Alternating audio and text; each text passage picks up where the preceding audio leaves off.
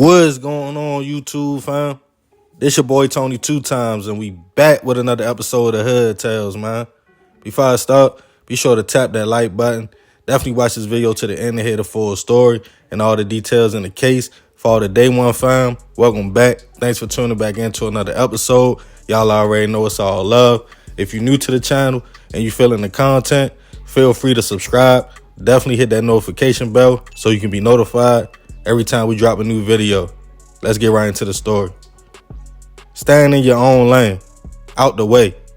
You would think that's a safe alternative all around the board to duck drama, any kind of situation, and to stay out them jails. But in a crazy way, sometimes trouble seems to spin a few blocks and find us no matter how hard we try to avoid it. It could be anything, from a stepped on shoe at a gas station. You apologize, but the person might not want to hear that. Now it's a whole situation. And sadly, that small thing can lead to guns coming out. It happens for even smaller reasons. But we never think at all our problems will come from love or being in a relationship. Sometimes, while on the journey to find the one, we might go through small problems with that person. Like the old song, Breakup to Makeup. We all know couples that are together on social media, happy 1 minute, 2 days later, they are done posting angry posts. But a few months go by, and a few new people later, they are right back together. That could possibly be a good thing, depending on how you see it. But the thing is, in a short time, it might sound strange, but the rebound person they were seeing during the split might catch feelings as well. Now you get back with your peoples, thinking it will be happily ever after. But in only a short time, you have a situation. And what if the person has connections higher than most out here? It could go all the way left if they get their feelings hurt. And on this episode of Hood Tales, we will be taking it to Memphis Tennessee to discuss the case of a Memphis police who lost it and did the unthinkable after a breakup. Back in 2018, 26-year-old Patrick Ferguson became a police officer in his city of Memphis and took an oath to protect and serve his community. Everything seemed to be going in the right direction for the young officer. Fast forward a few years, allegedly, Patrick met a young lady he was vibing with real heavy, and by 2021, the young officer had caught feelings. Whether the woman knew it or not, but the relationship wouldn't last, and the two split.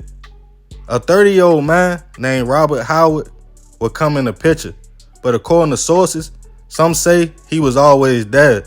Allegedly, the young lady Patrick was dating was Robert's ex-girlfriend, and they were just on a break when she started seeing the police officer.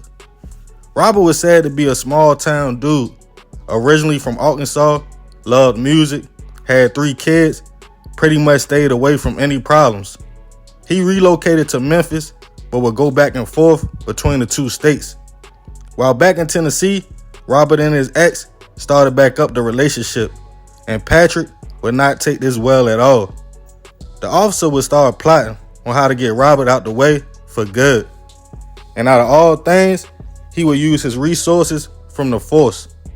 In January 2021, Patrick was on duty just like any other day. Only that day, he had other motives in mind than patrolling. That evening, he drove to Robert's location on Mark Twain Street in Memphis. While the man was outside, a patrol car would pull up. Patrick hopped out, upped his blick, and told Robert to get in the back seat of the whip. He then drove about 20 miles from location, making Robert get rid of his phone as they rode, before pulling up on Frazier Boulevard and Denver Street. Not too long after, shots went off in the vehicle, hitting Robert. Patrick would drive to another location to get rid of his rival for good. After that, he got back in the patrol car and kept it moving. The next day would come, and Patrick allegedly had a change of heart about where he left Robert at. He recruited a man named Joshua Rogers to help him go back to the location and take the man's body back to Joshua's house to get rid of it once and for all. And for whatever reason, Joshua did what he was told. But after Robert was gone, for a few days and no one heard from him, his girlfriend reported the man missing. She tracked his phone to a location in the intersection of Lamar Avenue and Shelby Drive, where she was able to find the phone, but no sign of Robert anywhere. A City Watch alert was put out on the missing man. Not too long after, police recovered a body near Wolf River Bridge, and unfortunately, it was Robert's. An investigation was started, but Memphis PD wouldn't think they would be looking into one of their own as a suspect until his name came up, Patrick. They started looking into the officer. His internet search history was a clear giveaway on cleaning products, how to get rid of a person. He bought center blocks. Also, his patrol car's back seat had been cleaned thoroughly. It was also surveillance video showing the man in the hardware store buying items, and the next day, video that caught the actual shooting. When taken in for questioning, Patrick admitted to the whole plot of grabbing Robert, taking him to a location, hitting him, also enlisting the help of a friend. Patrick was charged with first-degree hit, kidnapping, and other charges.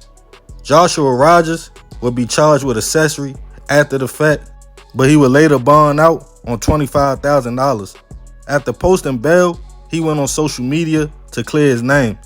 He stated he was in fear for his life and did what he was told, and stated he would never do anything like that under normal circumstances.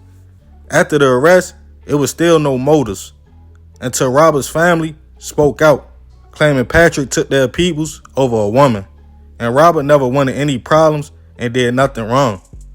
A GoFundMe was started to lay the young father to rest. Patrick is no longer on the force, as Memphis police made a statement, no one is above the law, and how an officer did such a thing while on duty.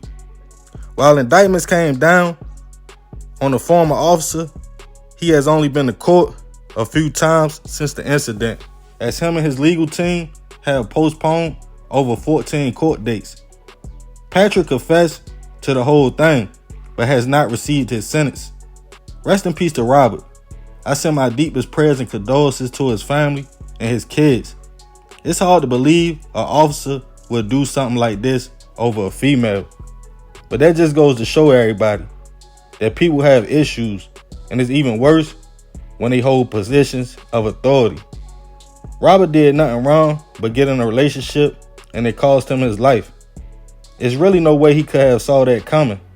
To all my fellas out here, never take out your hurt and pain on another man over a woman, or not on her either. What happened to keeping it player?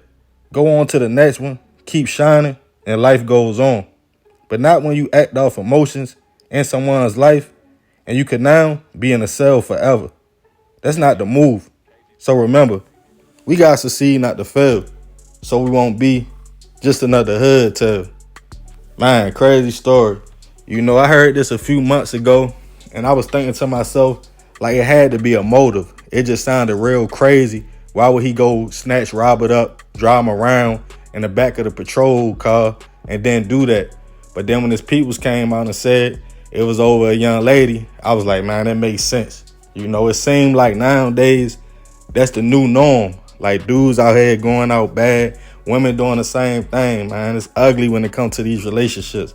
But y'all already know I ain't gonna talk your head off. Leave it in the comments. Let me know what you think about this situation. Remember to keep it respectful. It's all love, fam. I appreciate you if you made it to the end. This is another episode of the Hood Tales. This your boy Tony 2 times. I'm out.